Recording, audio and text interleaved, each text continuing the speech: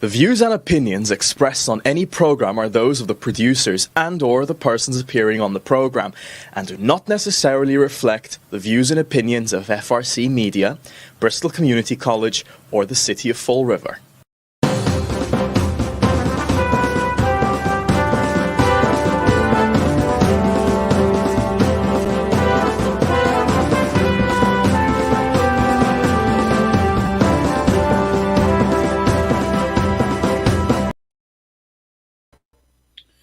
Well, hello. Welcome to Spindle City Straight Talk. I'm Chip. And I'm CJ. And it is Monday in the Rev after a very exciting weekend. So let's get right to the COVID. The COVID numbers. Always the top of the news. There you go. As of yesterday, our COVID numbers in Massachusetts was 559,083 cases. Total new cases is 1,281. Total deaths is 16,085. New deaths is 41. Bristol County, this goes back to Saturday because they didn't publish Bristol County's counts yesterday, 56,305. For some reason, they're posting Bristol County like every other day, which gets to be a little ridiculous, for the lack of a better expression. And of course, from Fall River, we have 12,325 and 323 new fatalities, or fatalities. So, and those go back to Thursday. And last I heard, Fall River and New Bedford and one other community were in the red, still in the red zone. We're still in the red, correct? Yeah. So again, we lead in all the good and negative categories. So. That's right. Well, what's interesting is we're number one. What's interesting is Mass lifted the travel restrictions from everyone around us except for Rhode Island. I don't know why. I don't know what Rhode Island did to piss off the governor, but obviously you can't come into Massachusetts from Rhode Island. Well, that's probably because Tiverton borders Massachusetts, so he's taking it out on Rhode Island because they're near Fall River. So there you go. Because you know Charlie got an F for his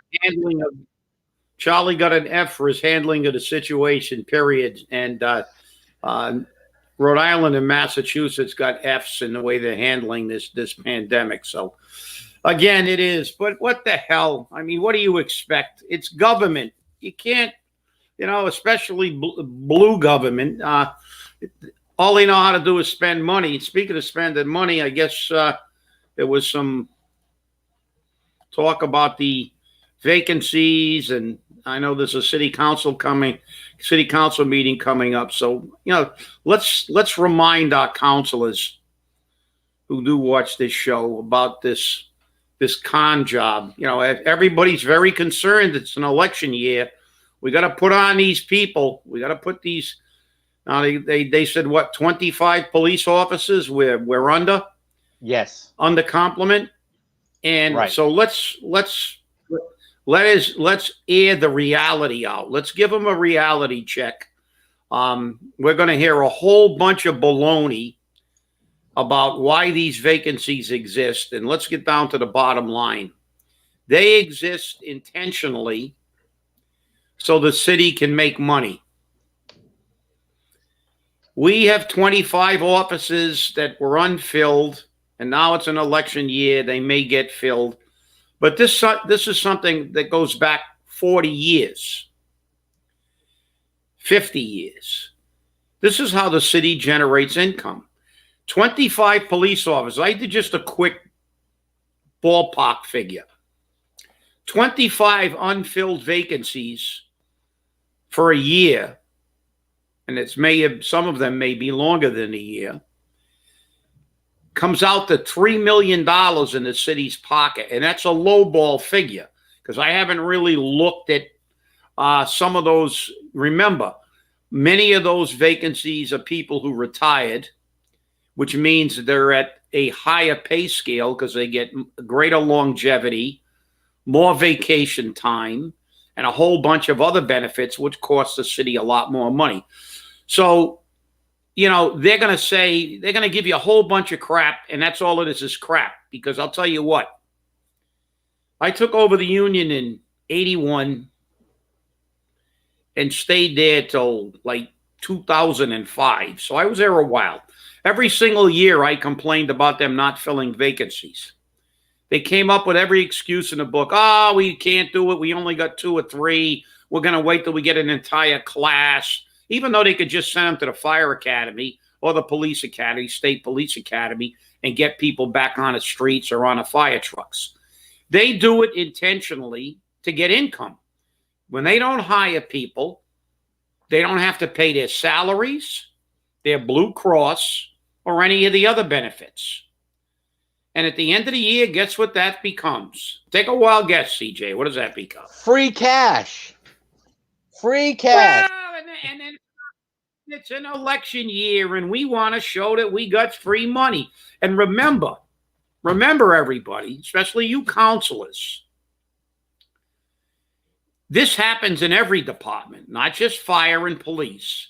Obviously, the savings aren't as great in some of the other departments because they get low. They get lower. They have a lower pay scale, but they're making money. And the city, don't believe the con.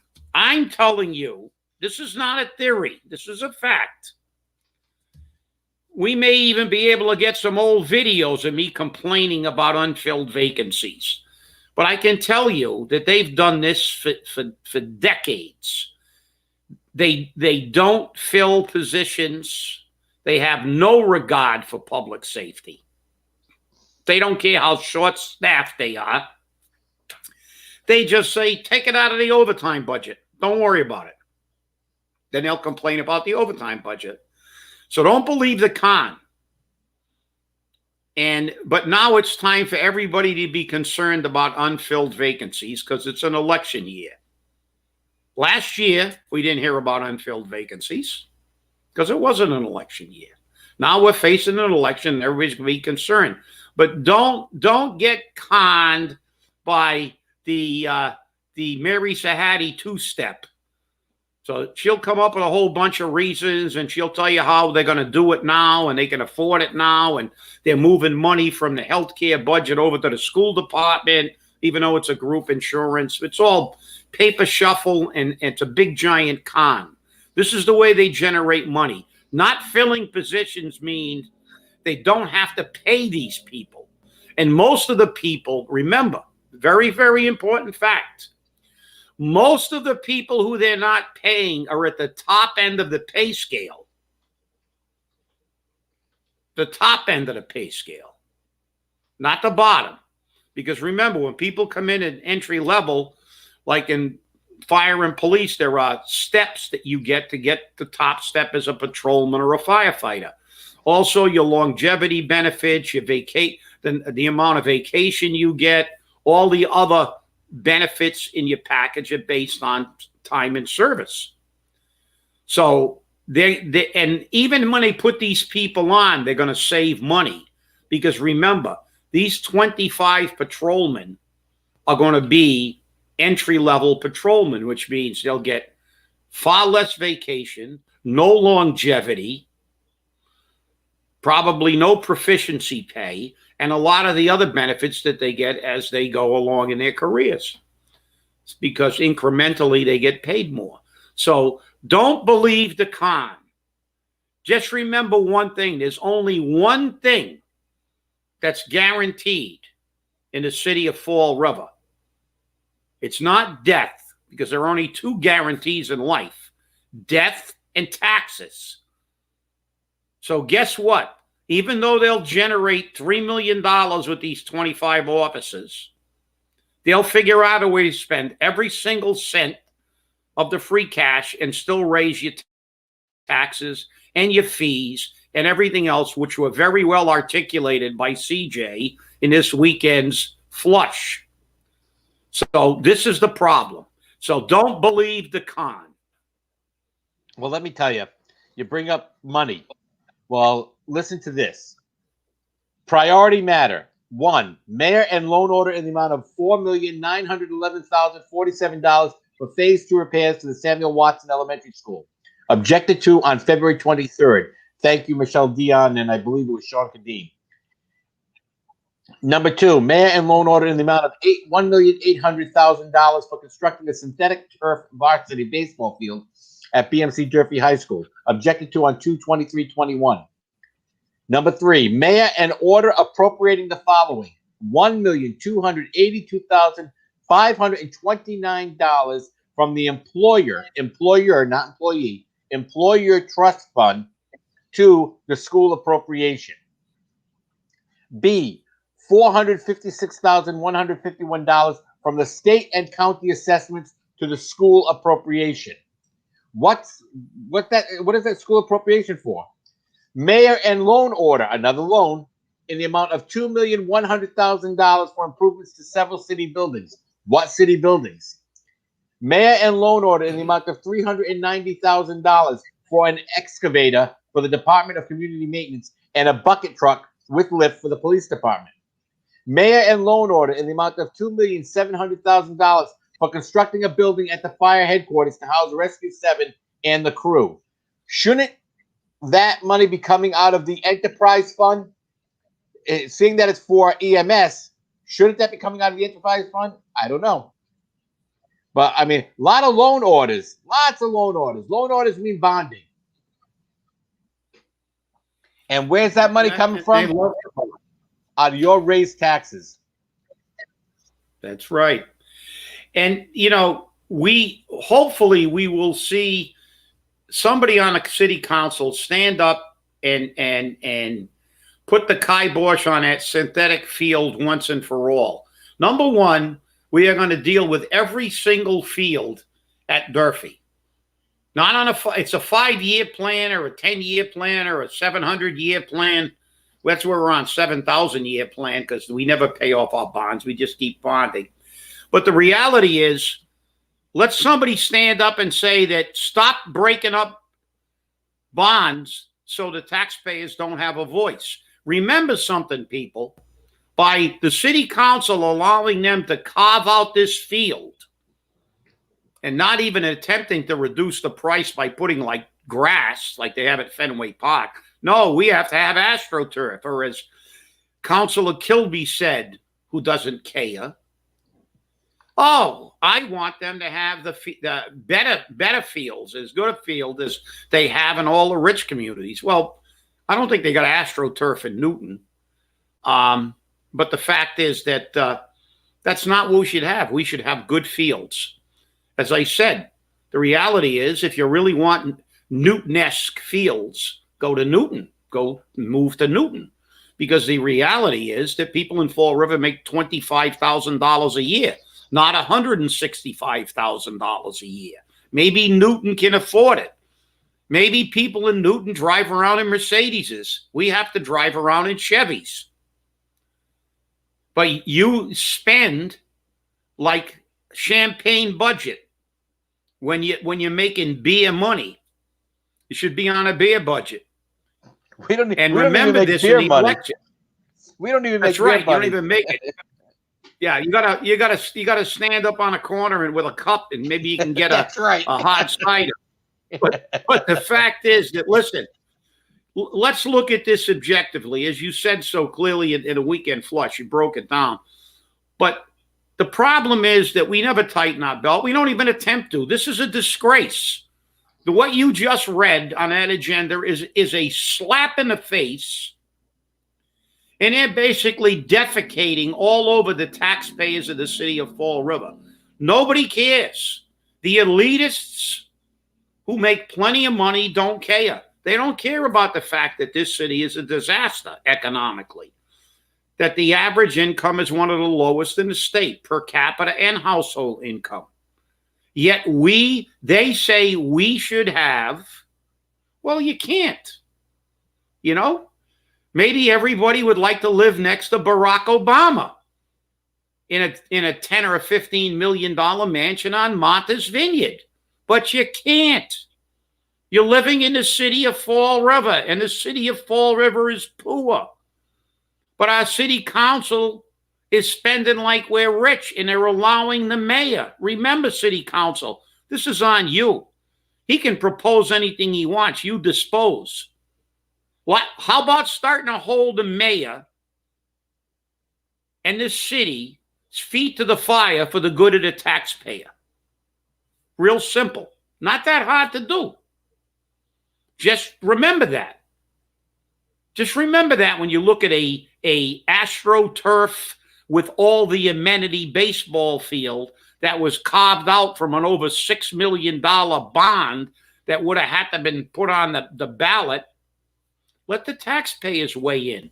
If we don't want to spend that much money, maybe the city will tighten its belt. But as long as you keep approving this stuff, you don't have the best interest of the taxpayer at heart. At least that's my opinion. Well, it sounds pretty clear that the mayor and the city council need to get their head together. As it is, we have to deal with the mayor's political stump speech tomorrow, also known as the State of the City address, which I think is a joke, because you know it's going to be a political stump speech. This is what I've done. Look at everything I've done for COVID. Look at all the vaccine sites I've gotten. No, the mayor didn't get the vaccine sites. The state got the vaccine sites. South Coast Health got the vaccine sites. Just because you're there taking selfies doesn't mean you did it. Maybe they called you and said, you have a suggestion on where we might be able to go. But it doesn't mean you did it. They were looking to do it, and whether you helped them or not, it would have happened. You have nothing to do with BCC, Mr. Mayor. You have nothing to do with them at all with vaccines or with testing. That's the state. Let's remember, politics is nothing but a line of bull, okay? And speeches like this is more bull because guess what? He's running for re-election. He needs all the help he can get because he's only a mayor by default. And that's what people say. He's the mayor by default.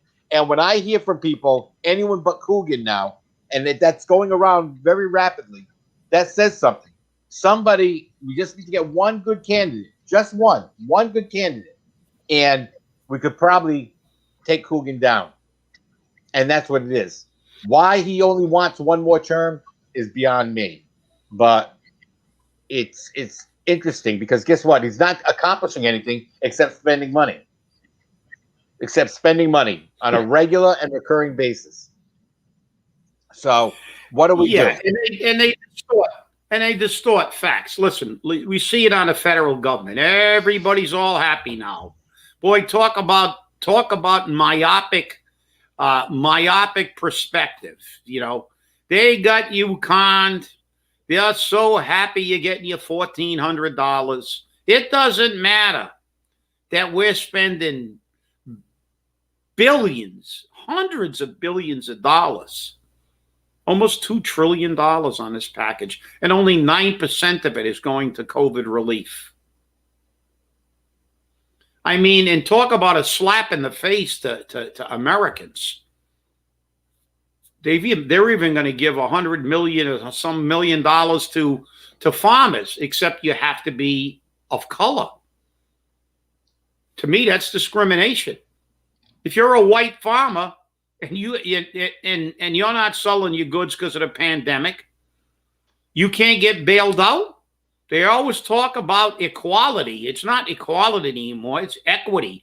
And equity is not equality, and it's not fair. When you begin to discriminate by any color, white, brown, black, green, Martian, this country is losing its mind. This is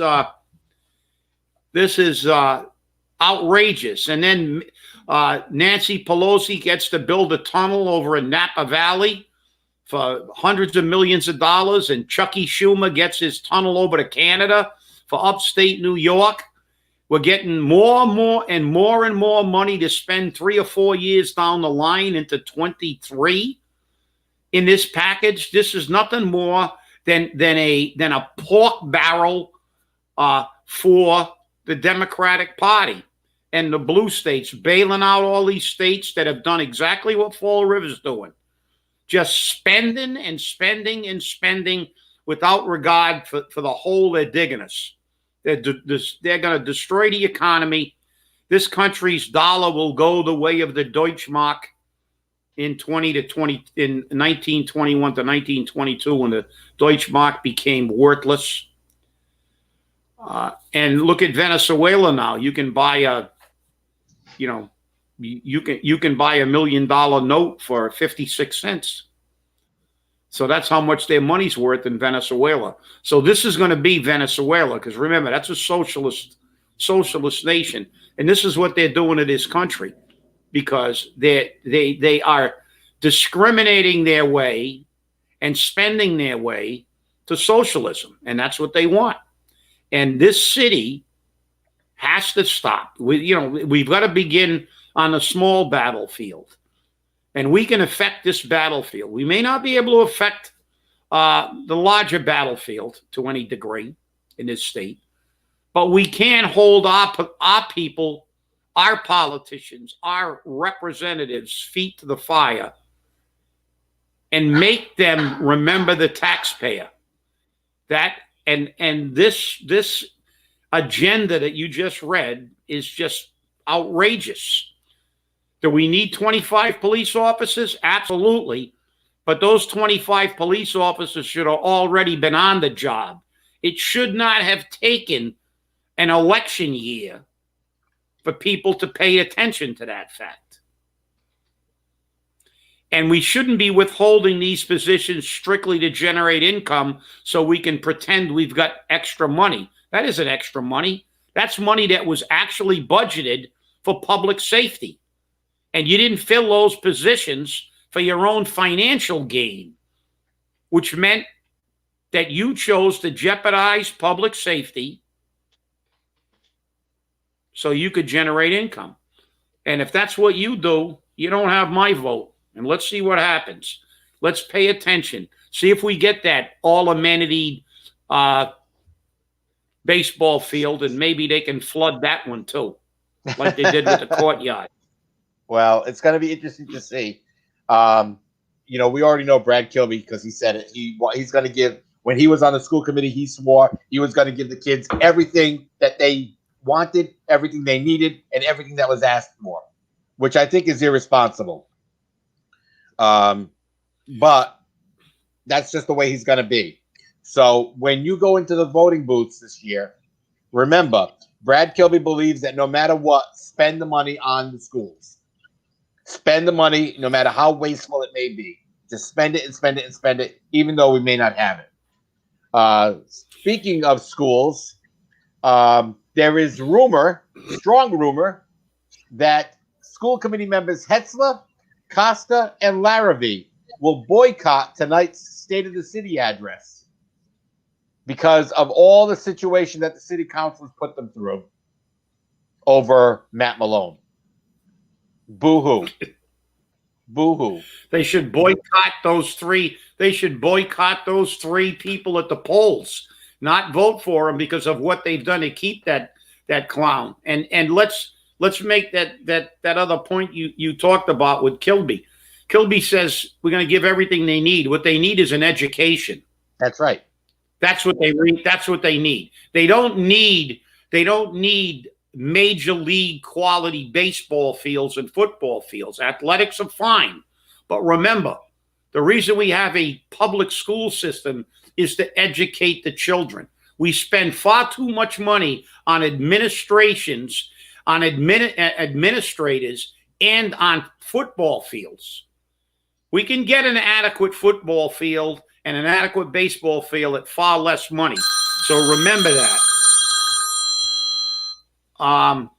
So this is out, as I said, spend. Kilby's always been like that. And the fact is that, they've lost sight of the fact that as far as the boycott, we should boycott them. Nobody should vote for these people. Remember, everybody's forgetting that these people are keeping as you said in your weekend flush, fundamentally a predator in our system, a guy that can't stay anywhere, And of course, he's going to refuse to resign because he'll never work again in the education field. And he'll never make 200,000 anywhere again. And where are we going to? And so what happens in Fall River? We have 3 school committeemen who are going to use the Terry Sullivan method. Keep your mouth shut, keep your head down, and everybody will forget. But shame on the people of Fall River if they forget this in November's election. I agree, because this is something that we can't forget about. And it's time for this guy to go. And the fact that these school committee members are going to support him in this fashion tells you something. And I don't want to hear from Linda that you don't have all the facts. You don't have everything. You don't know what's going on. I don't want to hear that. Because guess what? That's baloney. That's absolute baloney.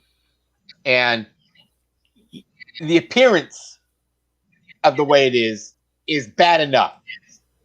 Just the appearance of calling somebody, the R word, of turning around and saying to somebody, oh, well, this is the way it is. No, this isn't the way it is. Or F you effing C. Those aren't acceptable professional business words. You've got to stop that. And that's creating the hostile work environment. And a hostile work environment is not healthy for people to work in. But Linda Pereira wants to keep him in there, I guess, because that's her position. I heard that on Amigos, which was aired last Wednesday, because we don't have all the information. Well, guess what? I have enough of the information. I've got these. Guess what? I got these complaints that nobody acted upon. And to me, that's enough of a complaint. And if you can't act on that, too bad. Well, you're right. And listen, I don't want to hear you didn't get enough information. We have how many lawsuits filed? 5. That's enough information for anybody. If this is going in, and by the way, just for the record, just so we can remember this, he did apologize for the behavior, which he means admitted to it. Basically pleaded no contest. Okay, I did it. Forgive me. No, you can't be forgiven.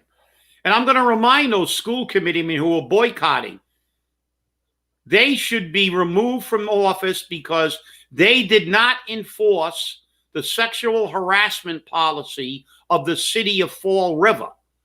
The school department is not a separate entity. They are part of the city of Fall River.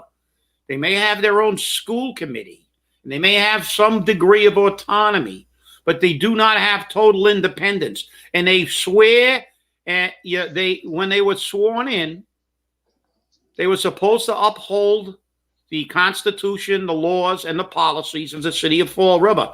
The city of Fall River has a sexual harassment policy, which the superintendent of schools violated, and you did not terminate him.